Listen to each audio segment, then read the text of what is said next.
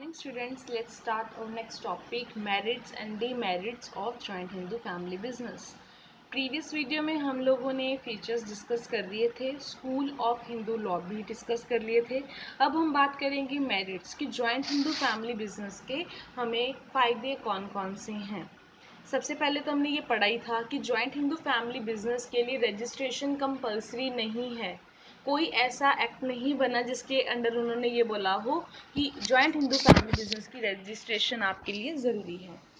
इसलिए इन्होंने लिख दिया है कि इसका फ़ायदा हमें ये क्या है, इजी टू स्टार्ट, आप इजीली स्टार्ट कर सकते हो, आपको कोई भी लीगल फॉर्मेलिटीज़ को कंप्लीट करने की ज़रूरत नहीं है।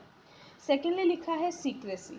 देखो, जितना बिजनेस का काम है या जितना जॉइंट हिंदू फैमिली में जितने लोग काम कर रहे हैं इस बिज़नेस में, वो सारे एक ही फैमिली से बिलोंग करते हैं। तो जो आपकी इन्फॉर्मेशन है वो बाहर कहीं किसी भी तरीके से डिस्क्लोज़ नहीं होगी, लोगों को नहीं पता चलेगा आप कहाँ से सामान लेके आ रहे हो, कैसे उसको कर रहे हो। तो आपकी जो सीक्रेसी है वो सेम एज इट इज़ रहेगी। जबकि पार्टनरशिप में लोग डिफरेंट डिफरेंट जगह से हो सकते हैं, आपके फ्रेंड्स हो सकते हैं, आपकी इन्फॉर्मेशन जिसको हम बोलते हैं ना, वो इन्फॉर्मेशन आपकी बाहर लोगों तक पहुंच सकती है किसी भी तरीके से। पर ये आपको फ़ायदा है जॉइंट हिंदू फैमिली बिजनेस का कि सारे फैक्ट्स जो हैं वो किसके पास रहेंगे, कर्ता के पास। क्योंकि कर्ता कौन है, वो ऐसा पर्सन है जो कंपनी को मैनेज करेगा और उसके सारे डिसीजंस खुद लेगा। कहते सारे जो फैक्ट एंड फिगर्स हैं वो किसके पास कन्फाइंड रहेंगे, किसके पास रहेंगे, सारे कर्ता के पास। नेक्स्ट लिखा है डायरेक्ट कॉन्टैक्ट विद कस्टमर्स। अब कहते हैं कर्ता का जो बेसिकली हम ये कहते हैं कि जो चीज़ें बेची जाएंगी या जिस तरीके से भी वो डील करेगा, वो डायरेक्टली लोगों के साथ डील करेगा, कस्टमर्स के साथ। Therefore he has complete information about the liking, attitude and fashion of his customers. आप कई बार कपड़े लेने जाते हो ना, तो एक पर्सन जो होता है ना वो वहाँ पे बैठा होता है जहाँ पे काउंटर होता है, तो वो मेन हेड होता है। तो उसको पता है कि कितने कस्टमर चीज़ें लेने आए थे, कितने कस्टमर लेके गए हैं, क्यों नहीं लेके गए, उनकी लाइकिंग क्या है, किस तरीके का उनका टेस्ट है। ये चीज़ें कहते हैं उसको ज़्यादा पता होंगी, जो कि उसकी प्लानिंग करने में, फर्दर प्लानिंग करने में हेल्प करेंगी। नेक्स्ट आता है प्रॉम्प्ट डिसीजन, जिसको आप लिखते हो क्विक डिसीजन। क्यों जल्दी डिसीजन ले पाएंगे, क्योंकि डिसीजन कौन लेता है सारे जॉइंट हिंदू फैमिली बिजनेस में, कर्ता।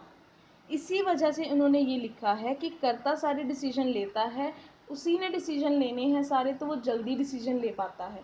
मान लो मैंने आज कोई डिसीजन लेना है और मेरे जो आसपास 10 लोग हैं जिनसे मुझे कंसेंट लेनी पड़ेगी, पहले पूछना पड़ेगा, हर किसी का अपना ओपिनियन होएगा, कोई हाँ करेगा कोई ना करेगा। डिसीजन लेने में 2 दिन 3 दिन 10 दिन लग सकते हैं।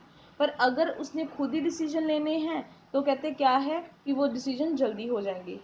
He does not need to consult anybody for this purpose. Next लिखा है direct relationship between efforts and consideration.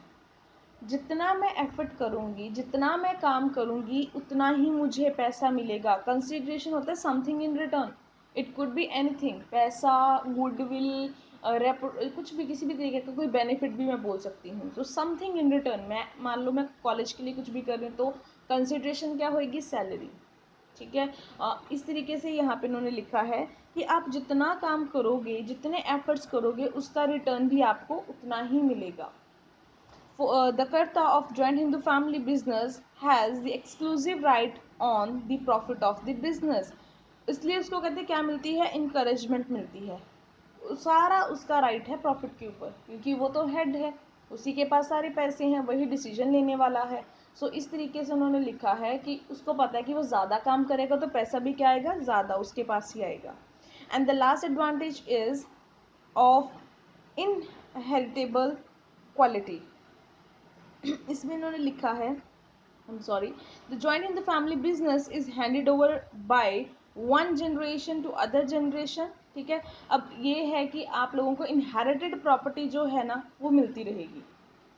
Inherited property का मतलब तो आपने ये जॉइंट हिंदू फैमिली बिजनेस में भी करा था ना, इंसेस्ट्रल प्रॉपर्टी, ये वो पॉइंट यहाँ पे एक्सप्लेन करा है कि आप लोगों को इंसेस्ट्रल रेपुटेशन का भी बड़ा फ़ायदा होगा। दादा और परदादा की जो रेपुटेशन बनी थी या उनकी शॉप का नाम था, उसकी वजह से ही अब आपकी क्या होएगी, शॉप का नाम है या उसके प्रॉफिट जो हैं या सेल्स हैं वो होती जाएंगी। ये भी हमें बड़ा फ़ायदा है कि हमें एक कई बार होता है ना कि हमने नई शॉप बनाई है, पहले लोगों को बताना पड़ेगा, साल 2 साल बाद हमारी सेल्स बढ़ेंगी। कितना ज़्यादा नुकसान होता है। अगर वही बिजनेस पहले से ही इस्टेब्लिश हुआ हो पापा या दादा के थ्रू, तो वो आपका 1-2 साल का जो आपका स्ट्रगल है वो क्या हो जाता है, कम हो जाता है। अब हमने पढ़नी है लिमिटेशन। लिमिटेशन में उन्होंने सबसे पहले क्या लिखा है, लिमिटेड रिसोर्सेज। लिमिटेड रिसोर्सेज का मतलब क्या है कि एक ही फैमिली मेम्बर, हम या मैं बोलते एक ही फैमिली की मैं बात कर रही हूँ, जितने उनके पास पैसे होंगे वो उतने ही कंट्रीब्यूट कर सकते हैं ना, उससे ज़्यादा तो कंट्रीब्यूट नहीं होंगे। So the resources of joint Hindu family business are limited. This reduces the power of competition in the business. Competition तो तब होएगा अगर आपके पास पैसा ज़्यादा है, आपके पास मटेरियल ज़्यादा है, आप ज़्यादा चीज़ों को कंट्रीब्यूट करोगे। तो यहाँ पे कहते हैं आप लोगों का ये हिंड्रेंस है, प्रॉब्लम क्रिएट करेगी। अनलिमिटेड लायबिलिटी किसकी है, कर्ता की। इन केस लॉस होता है, इन केस डेट अराइज होते हैं, उधार होता है, who will be solely responsible, karta, क्योंकि karta is the one who is taking decision for the whole business organisation. So the responsibility of karta in the joint Hindu family business is unlimited. तो कहते हैं इसकी वजह से कहते हैं उसके डिसीजन भी क्या हो सक जाते हैं, डिले हो सकते हैं, क्योंकि उसको पता है कि कल को अगर कुछ भी नुकसान हुआ तो उसके डिसीजन की वजह से होएगा, and he is the one, उसको ही पे ऑफ करना पड़ेगा। नेक्स्ट लिखा है डोमिनेंस ऑफ कर्ता। सारे डिसीजन वो ले रहा है, नुकसान भी कहते हैं इसकी वजह से ही होएगा। एक ही पर्सन कोई भी डिसीजन ले, सारे फैमिली मेम्बर्स को मानना ही पड़ेगा, वो कुछ भी नहीं कर सकते, क्योंकि उनकी लायबिलिटी भी लिमिटेड है, उनके पास मैनेजमेंट का भी राइट नहीं है। Sometimes he misuses his power. अब इन्होंने लिख दिया कि वो मिसयूज़ भी कर सकता है, ठीक है। हो सकता है कि उसके लड़ाई झगड़े हो जाए फैमिली मेम्बर्स के साथ, वो उनको ज़्यादा काम दे, उनको कम पैसा दे, तो इस तरीके से कोई भी प्रॉब्लम जो है वो फ्यूचर में अराइज हो सकती है। सो कहते हैं कि अगर ऐसा मान लो कि जैसे बाप बेटे में लड़ाई हो गई, तो फ्यूचर में हो सकता है कि आपका बिजनेस भी ख़त्म हो जाए।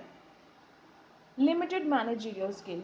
Y limited? बिकॉज पर्सन जो वर्क ऑर्गेनाइजेशन में काम करने वाले हैं वो भी क्या है, लिमिटेड हैं, आपके पास ज़्यादा तो नहीं है ना। He can not be expected of any person how intelligent he may be to know all the intricacies, sorry, intricacies of business